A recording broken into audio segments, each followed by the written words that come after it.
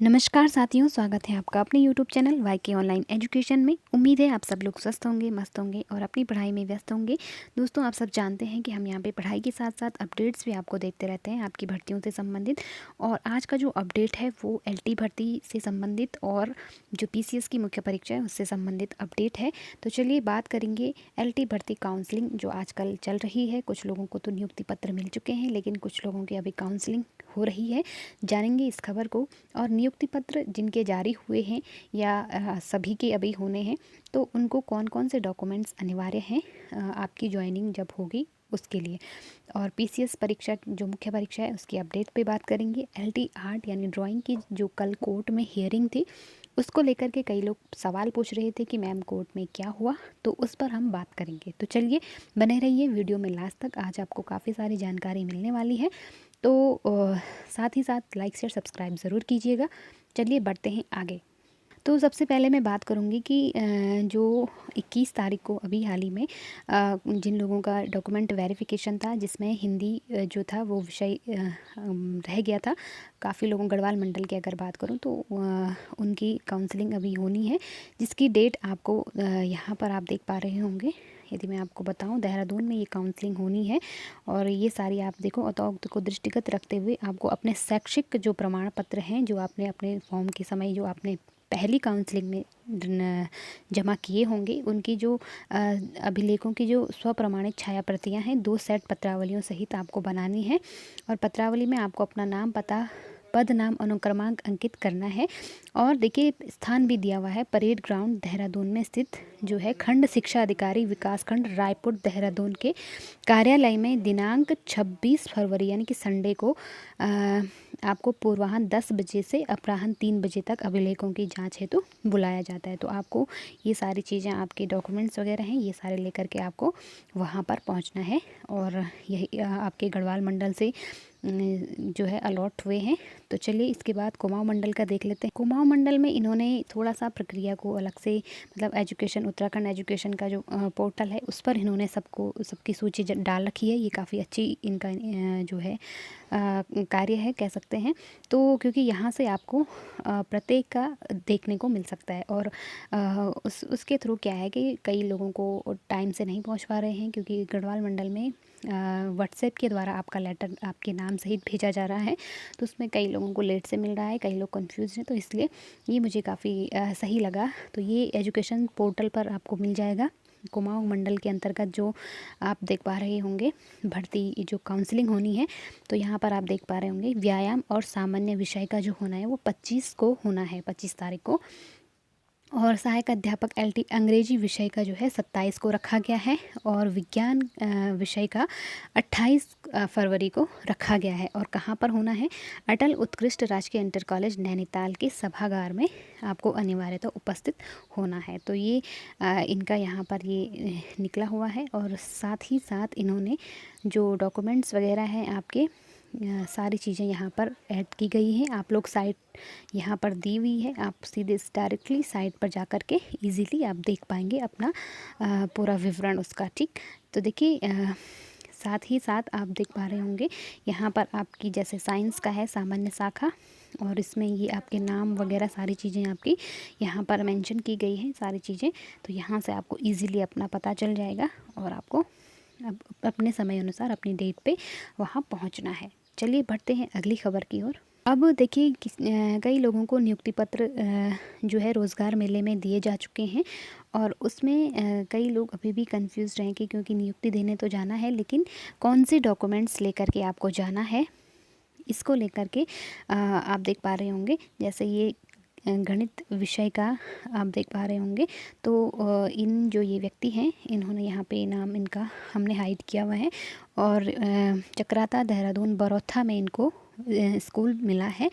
और यदि हम डॉक्यूमेंट्स की बात करें तो यहाँ पर दिया हुआ है, संबंधित संस्थाध्यक्ष को इस निर्देश के साथ प्रेषित कि यदि अभ्यर्थी अभ्यर्थिनी का विषय संयोजन उत्तराखंड अधीनस्थ शिक्षा प्रशिक्षित स्नातक श्रेणी सेवा नियमावली 2014 एवं उत्तराखंड अधीनस्थ, ये सारी चीज़ें आप ध्यान से पढ़ लीजिएगा। और ये आपका प्रमाण पत्र है जिसको आपको फिलअप करना है। और यहाँ पर जो सबसे मेन चीज़ है, अभ्यर्थी को इस निर्देश के साथ वे आदेश निर्गत होने के 15 दिन के अंतर्गत अपने पदस्थापित विद्यालय में कार्यभार ग्रहण करना सुनिश्चित करें। तो 15 दिन के अंदर आपको अपना कार्यभार ग्रहण करना है। यदि निर्धारित अवधि के अंतर्गत संबंधित द्वारा कार्यभार ग्रहण नहीं किया जाता है तो वह नियुक्ति स्वतः निरस्त समझी जाएगी। तो आपको 15 दिन के अंदर अपनी जॉइनिंग जो है वो देनी है। और अगर किसी की कोई बहुत ज़्यादा मतलब कह सकते हैं ना कि समस्या हो, बहुत गंभीर समस्या या कोई मजबूरी हो या स्वास्थ्य ख़राब हो या इस तरह से, अगर वो वहाँ पे 15 दिन के अंदर अपनी जॉइनिंग नहीं दे पा रहे तो आप वहाँ पे जा कर के या कोई लेटर आप उनको प्रेषित करके एक्सटेंशन आप ज़रूर ले सकते हैं। तो इसकी भी यहाँ पे सुविधा दी जाती है।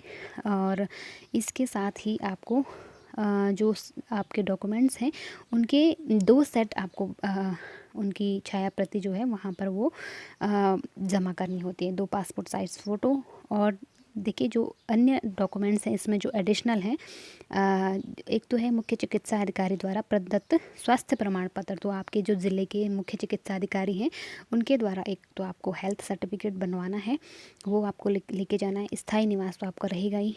जाति प्रमाण पत्र, जो जिन लोगों की कैटेगरीज़ होती हैं, जाति प्रमाण पत्र जैसे EWS ST SC वगैरह का जो आरक्षण से संबंधित है, तो उनके जो है पत्र 2 राजपत्रित, अब ये चीज़ आपको ध्यान रखना है, 2 राजपत्रित अधिकारियों द्वारा चरित्र प्रमाण पत्र आपको बनवा के, तो कोई भी 2 राजपत्रित अधिकारी से आप वो प्रमाण पत्र, चरित्र प्रमाण पत्र आप बनवा सकते हैं। और उत्तराखंड के किसी भी किसी भी सेवा योजन कार्यालय में आवेदन करने की तिथि से पूर्व का पंजीकरण नवीनीकरण प्रमाण पत्र। तो जो आपका सेवा योजन का जो होता है, हालांकि जो विभाग के अंदर जो 10% वाले हैं उनको ये ज़रूरी नहीं होता है, उनको NOC वहाँ पे जमा करनी होती है। और इसके बाद है अंतिम संस्था जहाँ से शिक्षा प्राप्त की हो द्वारा प्रदत्त चरित्र प्रमाण पत्र। तो जहाँ से आपने लास्ट एजुकेशन, चाहे आपने लास्ट में MA किया हो या लास्ट में B.Ed किया हो, तो जहाँ से भी आपने जिस भी संस्था से किया हो, जिस संस्थान से आपने किया हो, वहाँ से आपको एक चरित्र प्रमाण पत्र बनवाना है। विवाहित होने की स्थिति में एक ही जीवित पत्नी या पति होने का प्रमाण पत्र आपको, जो मैरिड जो लोग हैं उनको अपना मैरिज सर्टिफिकेट वहाँ पे मतलब एक कि हमारी शादी हो चुकी है, इससे संबंधित एक प्रमाण पत्र आपको उस पर फिल कर इसके साथ अटैच करना है। फिर है संघ या राज्य सरकार की सेवा से पदच्युत न किए जाने का प्रमाण पत्र। इस आशय की का घोषणा पत्र कि मेरे विरुद्ध किसी भी न्यायालय में कोई आपराधिक मामला विचाराधीन नहीं है। तो ये एक एफिडेविट है जो आपको किसी भी वकील के द्वारा मेरे हिसाब से कोई भी वकील आपको बना करके दे देगा, ठीक। और ना ही मुझे किसी न्यायालय द्वारा दंडित किया गया है। तो ये एक एफिडेविट है जो ईजिली आपको कहीं से भी बन जाएगा और आपको वो भी अटैच करना है, ठीक है। प्रमाण पत्र संस्था अध्यक्ष को प्रस्तुत करना है। तो ये सारे डॉक्यूमेंट्स जो हैं आपको अपने जहाँ पर आपकी ज्वाइनिंग होगी वहाँ पर लेके जाना है और उस पर अपने डॉक्यूमेंट्स के साथ वहाँ पे अटैच करने हैं, ठीक। एक बहुत ही इम्पॉर्टेंट चीज़ मैं आपको बता दूँ। देखिए LT में अभी कई लोगों का क्या कहते हैं कि वो काउंसलिंग चल रही है और कई लोगों को जॉइनिंग मिल चुकी है, जॉइनिंग लेटर मिल चुके हैं। तो यहाँ पर एक कन्फ्यूजन है कि क्या जितनी जल्दी हम जॉइन करेंगे क्या उनको इतनी ज़्यादा मतलब उतनी पहले सीनियरिटी काउंट उनकी होगी। तो यहाँ पर आप देख पा रहे होंगे उक्त आदेश का वरिष्ठता से कोई संबंध नहीं है।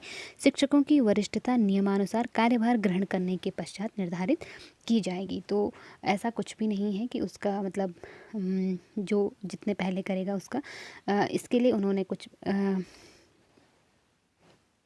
नियमावली बनाई है। तो इसके आधार पर आपकी जो है श्रेष्ठता या वरिष्ठता काउंट की जाएगी, ठीक। तो इसमें कोई ज़्यादा वो घबराने वाली चीज़ नहीं है। अब ज़्यादा से ज़्यादा 1 हफ्ते या 2 हफ्ते के अंदर सभी लोगों को ज्वाइनिंग मिल जाएगी, ठीक। चलिए अगली खबर है PCS मुख्य परीक्षा को लेकर के। तो PCS की जो मुख्य परीक्षा है वो अब शुरू हो चुकी है। 23 से 26 फरवरी के बीच ये परीक्षा प्रस्तावित है। और इसमें एक अहम घोषणा ये है कि जो आपकी परीक्षा केंद्रों पर जाने की जो सुविधा है उसके लिए आपको जो भी जिस भी माध्यम से आप जा रहे हैं यात्रा सुविधा जो है आपकी मुफ्त रहेगी। तो जिन लोगों के भी एग्ज़ाम्स हैं उनको हमारी तरफ से ढेर सारी शुभकामनाएं हैं। 23 से 26 फरवरी के बीच आयोग की जो परीक्षा है सिविल प्रवर अधीनस्थ सेवा मुख्य परीक्षा के अभ्यर्थियों को आने के लिए रोडवेज के लिए किराए की रोडवेज ध्यान रखिएगा, रोडवेज के किराए में 100% छूट प्रदान की जाएगी। तो जो लोग दूर से जाने वाले हैं, सेंटर पर पहुंचने वाले हैं, उनको ये काफ़ी राहत भरी खबर है और जिनकी भी ये परीक्षा है उन्हें हमारी तरफ से शुभकामनाएं हैं। चलिए बढ़ते हैं अगली खबर। आज की लास्ट खबर है हमारी एलटी कोर्ट केस को लेकर के। जो ड्राइंग का कोर्ट केस था उसको लेकर के काफ़ी लंबे समय से जो है एलटी का जो ड्राइंग का कोर्ट केस है वो चल रहा है और ऐसा माना जा रहा था कि कल यानी कि 13 तारीख को इस पे फाइनल डिसीज़न आ जाएगा। माफ़ कीजिएगा, कल 22 तारीख को इस पर डिसीज़न आना था, लेकिन ऐसा माना जा रहा था कि फ़ाइनल डिसीज़न हो सकता है। और कोर्ट ने एनसीटीई को, जो कि टीचर्स की, एनसीटीई एक ऐसी संस्था है जो टीचर्स की जो क्वालिफ़िकेशंस है वो निर्धारित करता है। टीचर्स के जो मानक होते हैं उन्हें निर्धारित करता है national council for teacher education. तो उसके जो मानक होते हैं टीचिंग की, जो क्या क्वालिफ़िकेशन होती है, वो क्या चेंजेस इसमें हो सकते हैं, ये सारी चीज़ें एनसीटीई द्वारा निर्धारित की जाती हैं। तो एनसीटीई को कोर्ट से जवाब मांगा गया था, क्योंकि जो आप लड़ाई लड़ी जा रही है, आप देख पा रहे होंगे कोर्ट में, वो बीएड वर्सेस नॉन बीएड की है। तो जब विज्ञप्ति निकली थी तब तो इसकी क्वालिफ़िकेशन बीएड थी एलटी ड्राइंग की, लेकिन बीच में ही नियमावली को चेंज कर दिया जाता है और उसमें नॉन बीएड वालों को भी इसके लिए एबल माना जाता है और वो भी वहाँ पे आराम से पेपर दे देते हैं। और उसके बाद कोर्ट केस हो जाता है कि बीच में नियमावली कैसे चेंज हो गई। तो अभी लंबे समय से वो चल रहा है और यहाँ पर जो बीएड और नॉन बीएड वाले हैं वो उनकी ये लड़ाई है।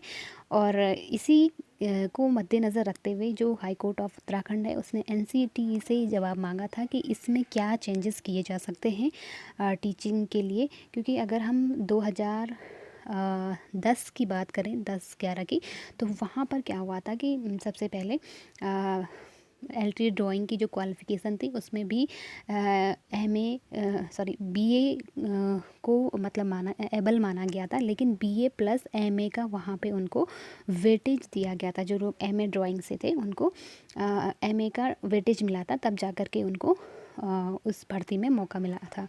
ठीक, लेकिन यहाँ पर एमए नहीं है, केवल ग्रेजुएशन बेस पे ही उनको पेपर में बैठने दिया गया, यानी कि नियमावली को चेंज किया गया। तो इसी की ये लड़ाई है। और क्योंकि अब मानक बदल चुके हैं तो मानक में अब बीएड भी रखा गया था, लेकिन यहाँ पे बीच में ही ये चेंजेस हो जाते हैं, तो जिस कारण ये कोर्ट केस लंबे समय से चल रहा है।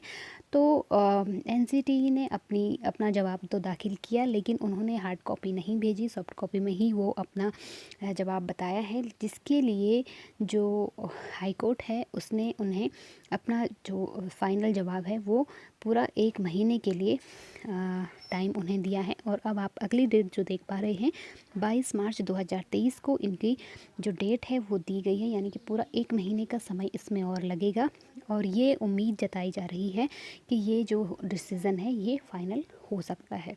हालांकि किसके फेवर में आएगा, किसके पक्ष में ये डिसीज़न आएगा, अभी इस पर कहा नहीं जा सकता है, क्योंकि ये पूरी बात जो है एनसीटीई के जवाब फाइल करने के बाद ही इसका जो डिसीज़न है वो आ पाएगा। हालांकि मैंने पिछली वीडियो में आपको कहा था कि ये बीएड के फेवर में आ सकता है, लेकिन अभी इस पर कहना कोर्ट की तौहीन हो सकता है।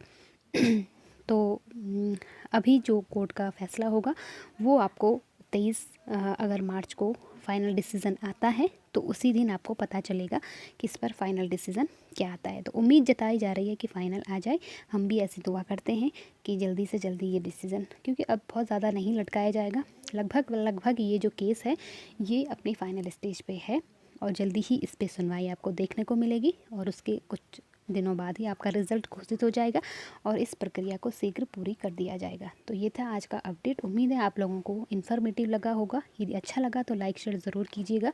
मिलते हैं अगले अपडेट के साथ अगले सेशन में, तब तक के लिए आप अपना और अपनों का ध्यान रखिएगा। नमस्कार।